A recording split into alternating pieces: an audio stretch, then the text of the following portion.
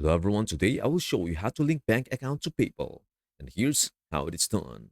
Log in to PayPal. Access wallet section. Click pay and get paid or wallet. Select banks and cards. Add a bank account. Click a bank. Choose your bank or manually enter your account details. Select personal or business profile. Confirm your bank account. PayPal will send two small deposits within 3 to 5 days. Check your bank statement for these amounts. Enter the exact deposit amounts in PayPal for verification. Set up automatic transfers. Optional. Choose to automatically transfer PayPal funds to your bank.